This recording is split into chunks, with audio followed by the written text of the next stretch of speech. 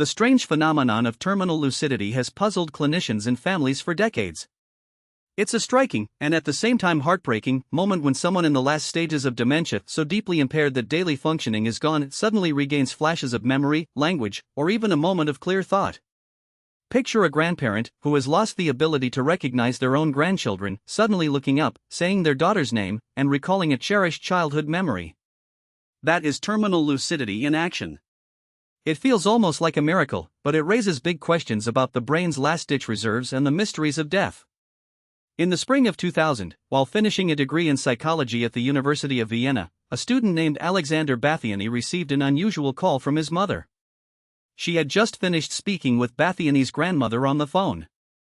The conversation began with a confusion that seemed disconnected from the rest of the call. "I do not know WH," the mother's voice echoed. The voicemail was short, but it became a pivotal anecdote. Bathiany quickly realized that his grandmother, who had been living with advanced dementia, had suddenly, in that brief window, spoken coherently and remembered their recent conversation. For the researcher, the call was a personal reminder that terminal lucidity does occur, something that the neuroscience community has long noted in clinical notes but had barely studied in detail. The fact that a person can, for a fleeting moment, shed the fog of Alzheimer's or frontotemporal dementia is unsettling to families, who may interpret the moment as a sign of a quick recovery, only for the truth to sink back in. The medical community has long debated whether terminal lucidity is a genuine neural recovery, a psychological bluff, or a last-minute release of stored memories. What is clear is that this phenomenon is consistently reported. Countless case descriptions from hospitals, home care aides, and relatives document similar flashes of clarity, often occurring in the final hours or days before death. Researchers like Bathiany have turned the anecdote into science. In a recent study, investigators recorded clinical notes, performed brain scans, and collected data on patients who experienced terminal lucidity.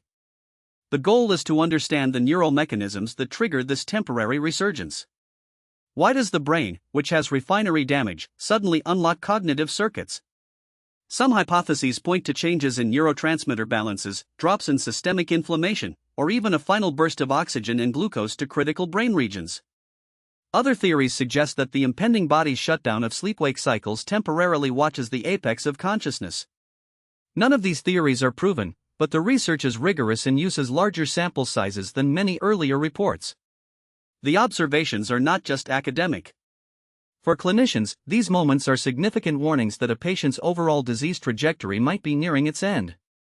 They also underscore the importance of compassionate care. Families should be prepared for the fact that, even after years of profound decline, a loved one might still speak a line or see a familiar face with startling clarity. Recognizing and respecting that phenomenon can deepen the bond between family and patient, offering a brief, shared moment of connection. In the end, terminal lucidity remains a rare but well-documented footnote in the literature on dementia. Researchers continue to investigate why it occurs, hoping to find a window into how the brain manages its final moments. While we cannot predict when it will happen, the reports warn us that a patient near death might surprise us even when we expect nothing more. That is the strange, almost haunting beauty of terminal lucidity, a paradox of a mind briefly clearing itself at the very last breath. Thanks for tuning in. Stay curious, stay compassionate, and keep listening to what the front lines of science have uncovered. Until next time, goodbye.